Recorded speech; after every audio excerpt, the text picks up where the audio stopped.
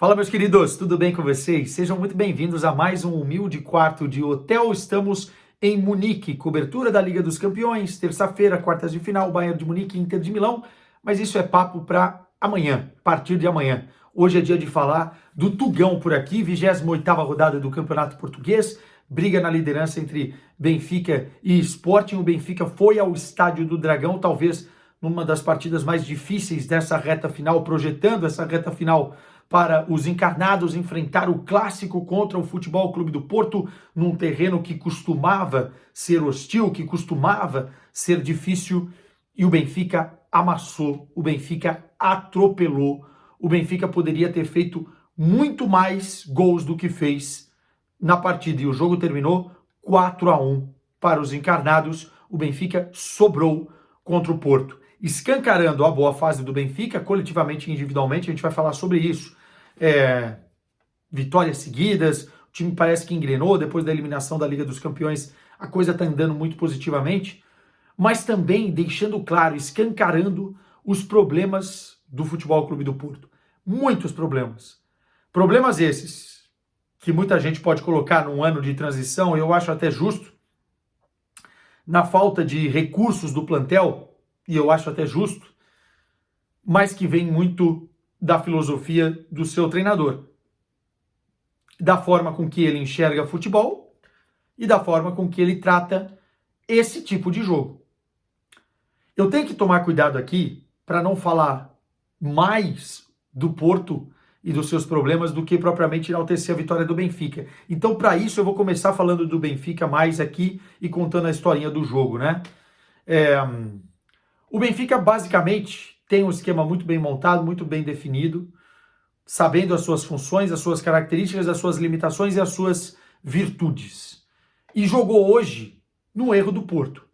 Óbvio que o gol, aos 2 minutos de partida, desbloqueia muita coisa e coloca o outro lado em muito mais dificuldade. Quem toma um gol aos 2 minutos tem um plano de jogo, esse plano tem que ser adaptado.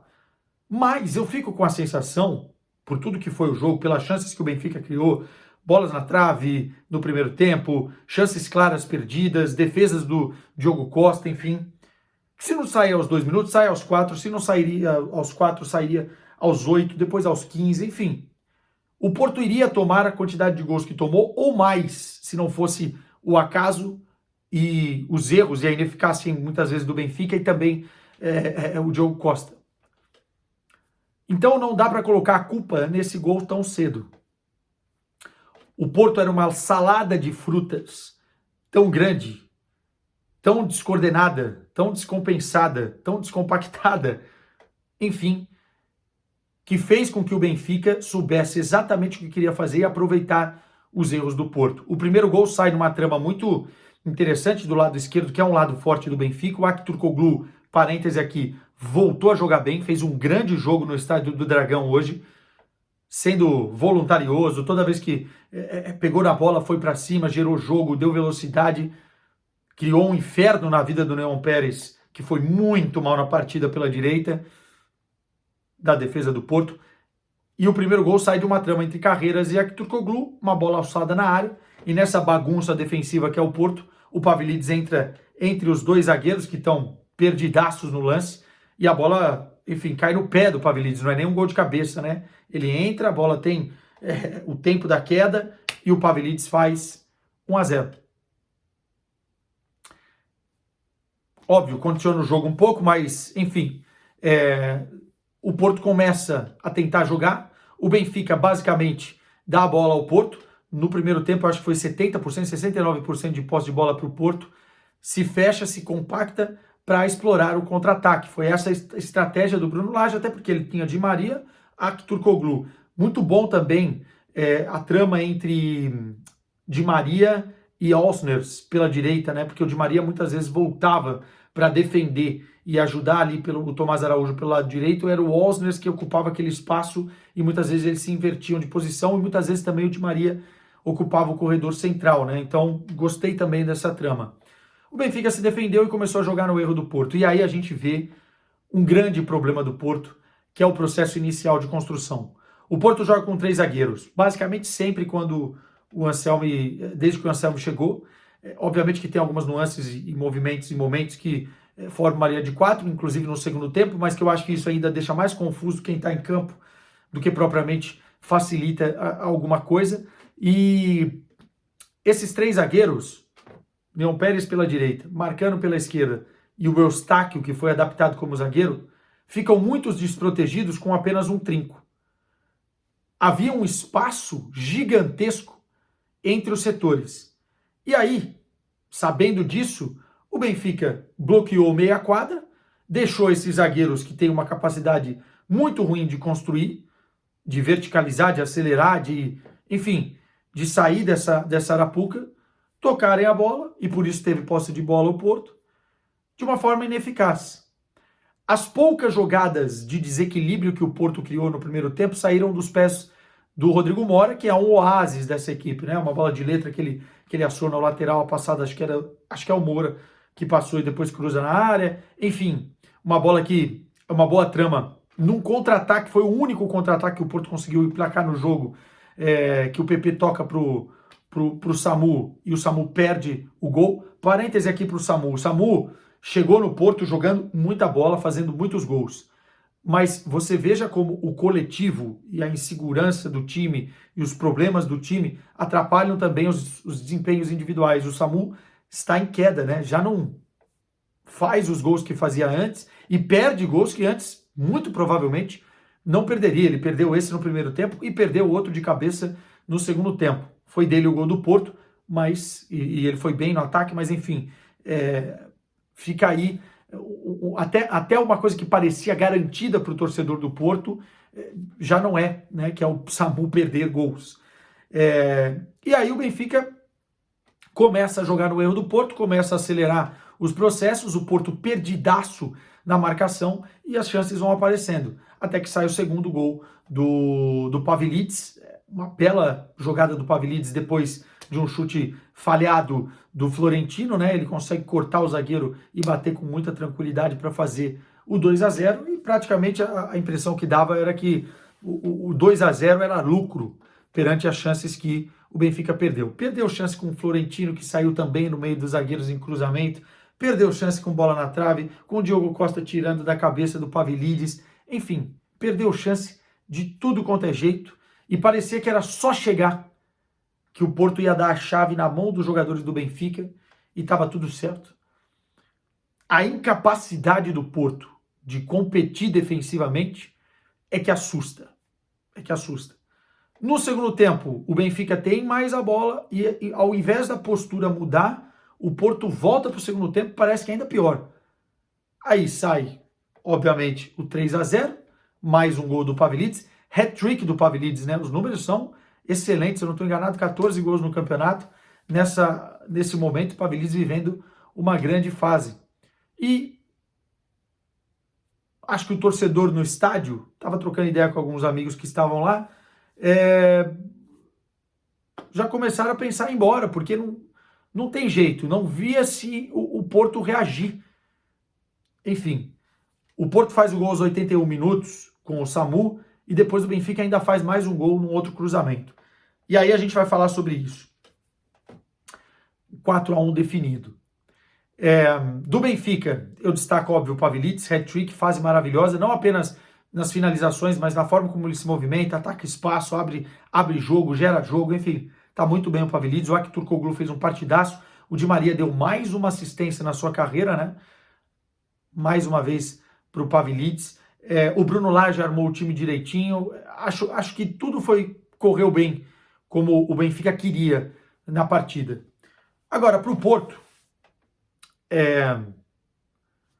eu fico com a impressão de que o Porto hoje é um grande laboratório do Anselmi. Tem que dar tempo ao Anselmi. Concordo, né? Porque chegou no meio da temporada, depois do Vitor Bruno tendo ido embora, depois de terem mandado o Sérgio da forma que mandaram embora, enfim, por conta de todo o contexto, eleições, papapá. Tudo isso todo mundo tá careca aí de saber. Mas o Porto hoje é um grande laboratório do seu Anselmi. Isso fica evidente. Ele tem as ideias dele de jogo, ele não tá nem aí pro DNA ou ADN do clube, ele coloca a formação dele desconsiderando as suas fragilidades defensivas num jogo em que o torcedor do Porto quer mais valentia, quer mais entrega, quer mais sangue, quer mais raça, quer mais DNA, né? ADN do clube, do que propriamente jogar da forma que o seu Anselmo quer jogar. E o time desmancha defensivamente contra um adversário que está vivendo um momento melhor, é mais forte ofensivamente, tem mais peças no plantel. Para quê? Só para manter aquela linha de estou seguindo o que eu acho?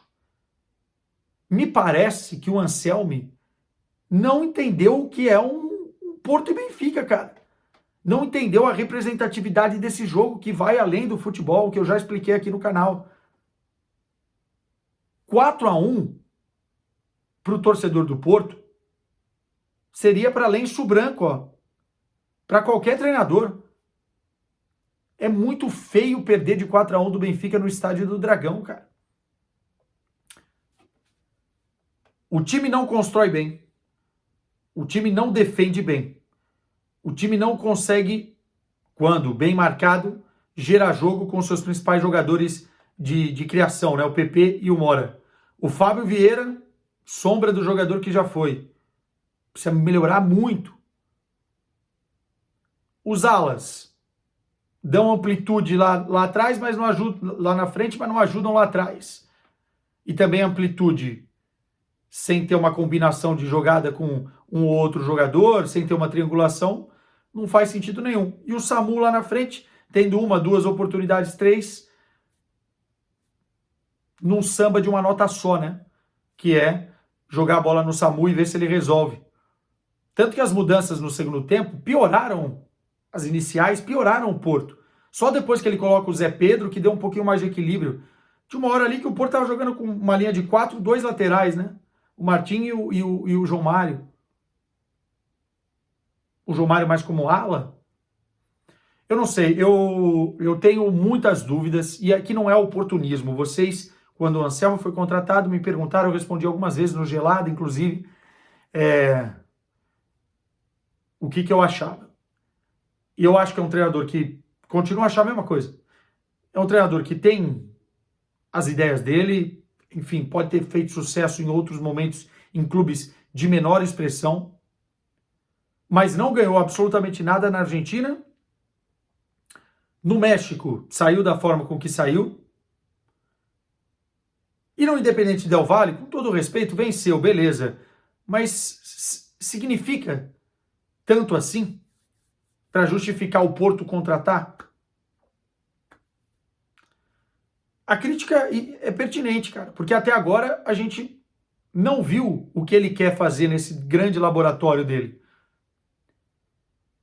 E no final das contas, o torcedor fica achando que o barco está à deriva.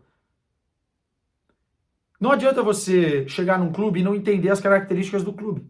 Não adianta você chegar num clube como o Porto e não entender as características do torcedor, do adepto, da cidade, da forma com que os caras gostam de viver o futebol. Não adianta. Vou dar um exemplo aqui, a brasileirada, é o Tite no Flamengo. Não adianta. É outra coisa. Cada um pensa de uma forma. Então eu não sei.